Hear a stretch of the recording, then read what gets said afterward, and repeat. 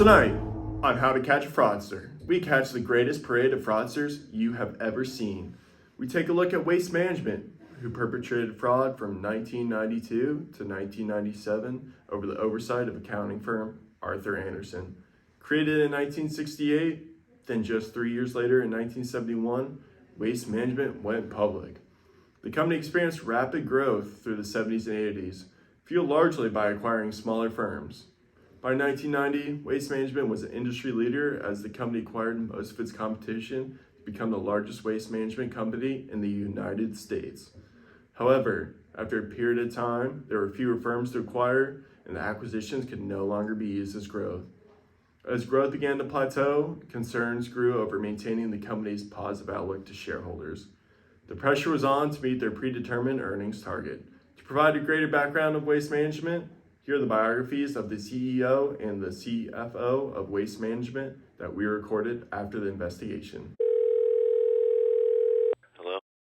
My name is Dean Buntrock, and I am the founder and CEO of Waste Management. I incorporated this company in 1968 and grew revenues from 1 million to 9 billion. I took the company from a small local trash collection service to the largest waste management company in the world. The business world is a winner-take-all environment, and I achieved success by acquiring the competition. I set aggressive earnings goals, but my company achieves them no matter what. My company is beneficial to the community because we provide consistent returns year over year by maintaining growth and delivering on our promises. I am also well-known philanthropist, as I have donated very large sums in the form of company stock to my alma mater school of St. Olaf College, among other institutions. I also enjoyed quite a large tax write-off for this donation.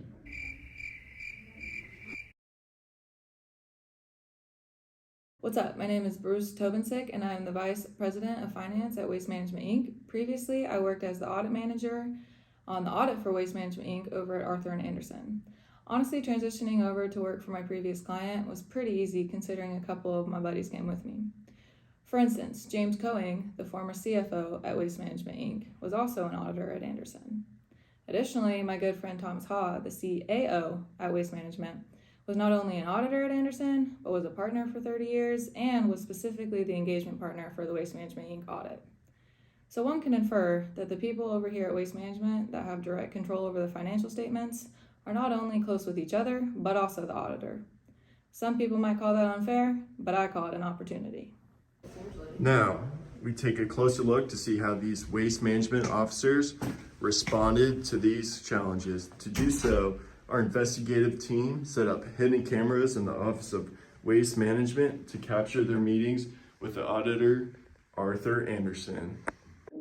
Hey Bruce, long time no see. So I've been looking at your financial statements. They look good, right? Our earnings are right on target?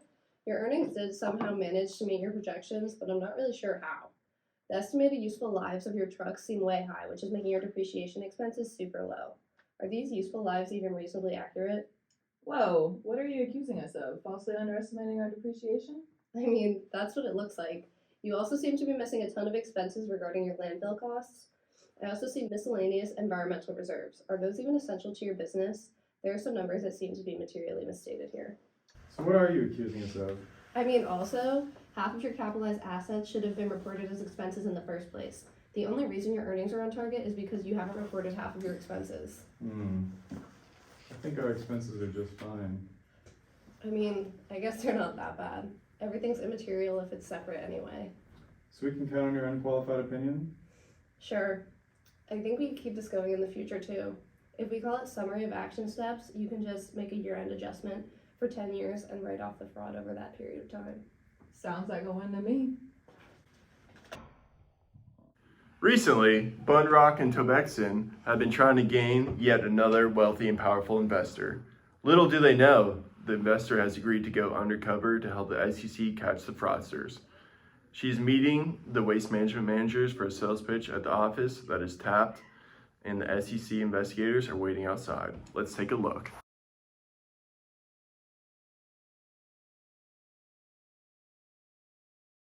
Thank you so much for joining us today. We would love to tell you more about waste management as a business and how your investment would be beneficial for all of us. Well, thank you for having me today, guys.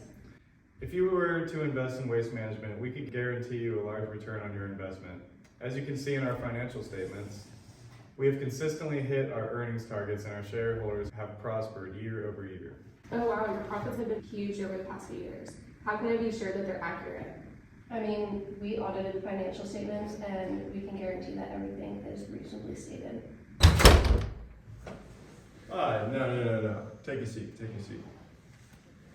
Who are you? Actually, I want to know who you are and why you had been trying to get this poor investor to invest in your stock when you know your earnings reports are fraudulent. Who said anything about fraudulent? Our earnings are just fine. Well, according to the financial statements, the two of you seem to have a large portion of your wealth tied up in the company's stock.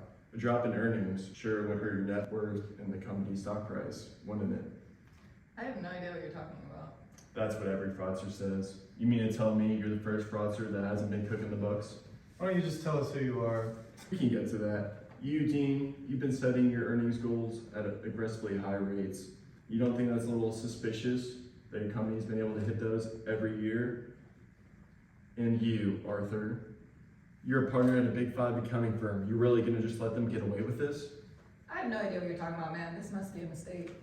So this is just one big mistake. Oh, oops, I just accidentally capitalized all these extra expenses and now my net income is almost double as what it should be.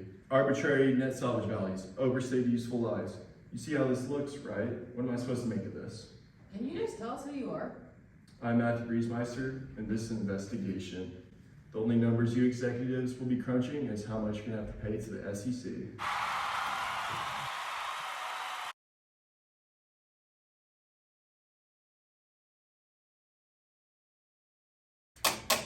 Court is now in session.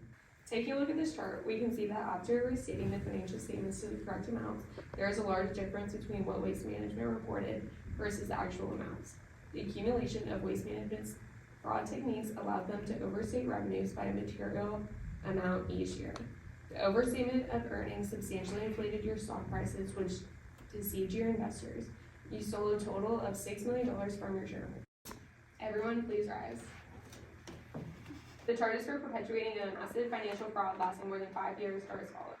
Waste Management, $26.8 million fine. Consisting of that is Dean Buntrock's $2.3 million fine, the largest fine imposed on an individual today. Bruce Dixon, $810,000. Arthur Anderson, $7 million. Court is now adjourned. And that concludes this day's episode of How to Catch a Fraudster. I'm Chris Hansen. We'll see you guys next time. Take one. How do you say his name? It's Bruce Tobensack and I. Tobixon. Bruce Dixon Bruce Tobensack and I. Buntrock? is Dean Buntrock's Bunrock and Tobixon. Bunrock and Tobixon. Bunrock and Tobixon. Recently.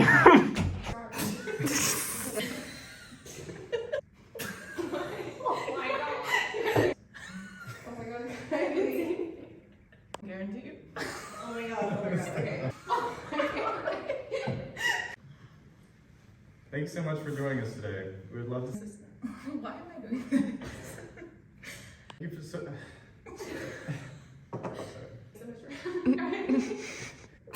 Sorry.